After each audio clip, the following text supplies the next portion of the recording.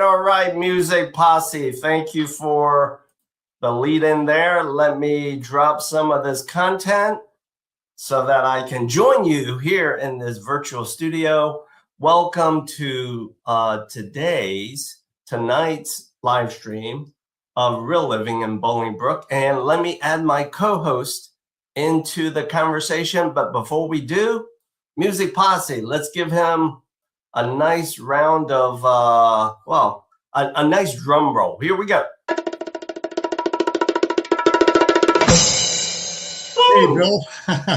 How's it going? How are you? I'm doing well. If my eyes aren't mistaken, it almost appears as though you're wearing a sweatshirt and a jacket. Yeah. Well, not a jacket, a vest, a light vest. Okay. All right. It's one of those crazy time of the year where we started the AC, right?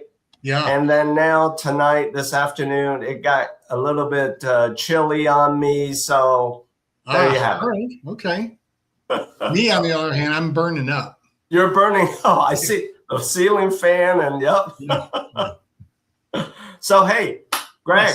Yes. Let's start this off. Let's lead off with what is going on with the business of real estate in our local market in Bolingbrook. Yeah, and taking a look at Bolingbrook, the price per square foot is holding steady at $204 per square foot, which is the same as last month, and that's for the month of April. And it has been climbing, though, pretty much steadily, so it's still going up, upward trajectory. The amount of inventory we have is 1.7 months. And looking back a year ago in April, we were at 1.3. So we don't know what's going on we don't know what's going on in May yet, even though we're here at May 19th. We get those numbers in June. Yeah. So looking back at last month, inventory is climbing a little bit. I'm not seeing any break on what's going on as far as any kind of price reductions, really. Most homes, if they're priced out accurately, are still moving pretty quick. But I will say that personally, I've seen a lot of inventory that is in bad condition. And they're asking for the moon, and that's just not happening. Buyers are savvy. Buyers are smart. Buyers know what the homes are worth. And so those are the ones that you're going to see price drops as those are overpriced. But for the most part, it's still crazy. The average home still gets multiple offers if it's priced out accurately. Okay. So that's kind of where we're going. Okay, good to know. So audience members, what we're hearing for all of you who may be buying, thinking about selling, is the inventory is slowly making a change, making a shift. Yeah, right? Slowly. And I can also tell you from talking with a lot of my real estate friends that I have, everyone is busy as opposed to last year at this time. Last year at this time, it was dead quiet. Nothing was going on. Right. This year, everyone is getting a lot of activity. So all my friends have plenty of listings, plenty of buyers. So that's a good sign. That is a good sign. So if I may, let me bring up this listing of yours. Yes. Let's bring it up here. Here we go. This listing of yours, which, by the way, is in Plainfield, Illinois, and it's pending right now. okay, Mhm. as I can see it. So, Greg, talk to me about this listing. As I see this nice, what could be a great first home for some buyers. It's price pointed obviously correctly because you have it under contract, under escrow, and it's already pending. Yep. As I look at the description, though, above and beyond the usual stuff, you indicate that the home is being sold as is. So, Greg, Yes. for our audience members who are thinking when they read that a home is being sold as is, like this woman here, she's thinking like, hey, what does that mean? Greg, what does it mean? Really, it means exactly how it sounds. We're selling it as is. Okay. A lot of homes in today's market are being sold as is. If the homes are not being sold as is, what the seller can expect is the buyer to do a home inspection. And a lot of times the buyer will ask for a laundry list of items to be replaced. And a lot of them are kind of little items, $10 at Home Depot will take care of that problem. This particular client moved out of state and is not going to mess around with getting an electrician there or a plumber there or whatever. So we price it out accordingly to get as is offers. So we ended up with this home getting multiple offers on it. Wow. And all of them were as is. Okay. So, but as is does mean as is. Some of my real estate coworkers have understood as is, meaning as is condition, unless it's a health and safety issue, but that's not true. As is means as is. So they often thought that if you have a property that you're selling as is, but then you get a radon test done and radon comes high, the seller should take care of it. No, it's as is. Okay. So that's what as is means. Okay. So the fact that you price this to account for this property being sold as is, you got multiple offers, you already have it under contract and escrow. Here's a question, as if there are some buyers watching tonight's live stream thinking, well, does that mean, Greg, my offer is the one that you've accepted? Does that mean that I'm waiving a home inspection? Talk to us about that. No. So in the contract, you initial that your offer is as is, and then you can choose either waiving the inspection or inspection, no requests. Got it. So almost everybody won't waive the home inspection. They want to get a home inspection because you don't know if the foundation is leaning in and the house is going to tumble down. You don't know. So you still want to do your due diligence. You still want to make sure that it's a solid and sound house, but you're buying it as is. Now, what I have seen a lot of some people do when they are buying as is, they'll buy it as is with no requests. They'll do their home inspection, but the buyer didn't know that the furnace was about to go out. Got it. And that's going to be 10 grand. So they'll come back out of the attorney review saying, hey, I know our offer is as is. However, we're not going to move forward with this because they can legally get out unless the furnace is replaced, because that furnace is not even working. Got it. Then the seller will have an opportunity to say, all right, we'll, either credit you something or fix it or whatever. Yeah.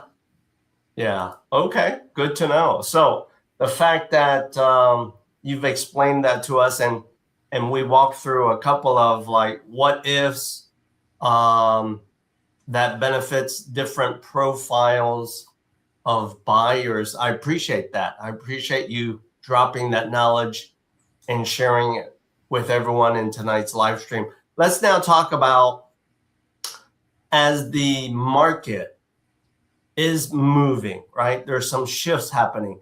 Inventory is slowly kind of increasing over time. All of your peers are busier now this year compared to the same time last year. what are some thoughts that you have to set expectations with sellers and buyers as the market is moving? What would be your top piece of advice? So my top piece of advice is for sellers. Yes. The sellers understand it's a seller's market. The seller wants to get the most amount of money for their home. I want to try and get the most amount of money for their home. Yes. I have sometimes difficulty explaining a strategy that they're going to want to listen to. And recently I had the privilege of listening to, do you know Matt Larcey from Chicago? Yeah. Yeah. Okay, he did an outstanding TikTok video that talked about pricing strategy, and his whole video was, in a market where inventory is low, the best pricing strategy is to price your house low. Counterintuitive. Yes, and a lot of people, and I never explained it that way, except I explained a similar idea of, you want to price it in the range, in a lower range, because then you're going to get the massive amount of buyers who are going to run to your door, and they're going to start putting offers in. And it's the multiple offer situation that drives that price up. Got it. Okay. So, but he did a great video. I ended up copying his video and sending it to a couple of my current sellers saying, this is exactly what I was talking about. Right. You know, it's almost like you cannot underprice your home. And that's what sellers are thinking. Oh my God, I don't want to underprice my home. In today's market, you cannot underprice your home, because if you do price it lower, that just means you're going to have 3 times the amount of buyers running into your house bidding on the property. Okay. And the market will drive it up to what, again, buyers are savvy, buyers are smart. They know what your house is worth. Okay, good. It's counterintuitive, but as you just explained it in that last bit, it does make sense. You want the buzz, you want the herd of eligible, ready, willing buyers to come in and say, I'm willing to offer X plus Y, X plus Y plus Z. Yeah. And the buyer's side of things, you're asking me like, what was the most important thing? Yeah. Every time that I work with a buyer, I tell them that in today's market, there's a learning curve to buying a home. Oh. Yeah. And the home that you like, everyone else likes as well. True. You know, I got news for you. True. So many times do I show a new buyer a home, and they say, let's do it. They always ask me, what do you suggest? I say, okay, I suggest, we find out there's multiple offers on it. Okay, I suggest this. They always come in with, yeah, but my dad, he sells cars. He says to negotiate and start down here. I'll do whatever you want. I'm your agent. I'll do whatever you want. I'm just advising you to do this. So I'm here, they're here, and when you know it, we don't get it. So we find another home. I'm here, they're here, we don't get it. It's a learning curve until finally they see that house that they really like, and they say, all right, forget my dad. He's out of here. He doesn't know what he's talking about. What do you recommend? I say, I recommend right here. And they say, fine, let's do that. And let's get this house.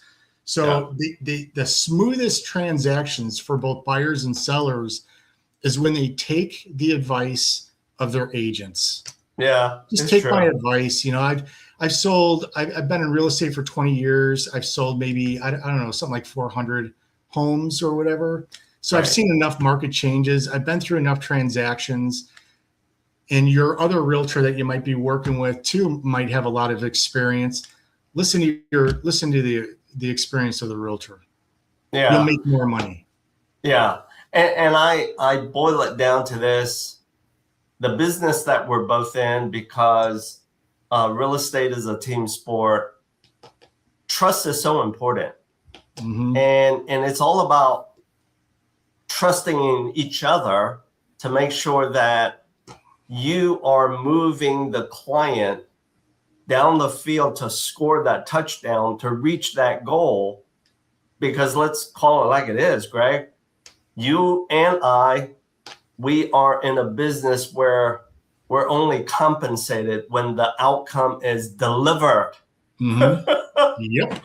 So why would we want to prolong moving that client down the field, scoring the goal, scoring the touchdown, right? Yeah.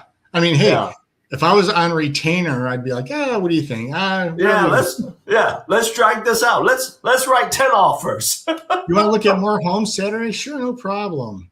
No, I get it. But that's not the business that we're in. And so I fully agree with you. I see it as well. And I think in the context of buyers, yes, especially the first-time home buyers, they do need that education. Sometimes the best education is losing the property with their first offer, sometimes the second, and then they get to realize, you know what? I got to quit wasting time. Yep. So let's wrap up with this one last question.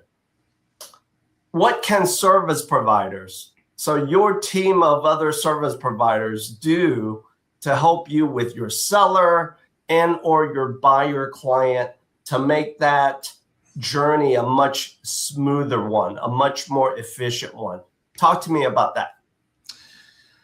I would have to say that it really, when you're talking about service providers making it easier for the buyers and sellers, it's all about education and communication. And I see that a lot more in today's market than I did, 5 years ago.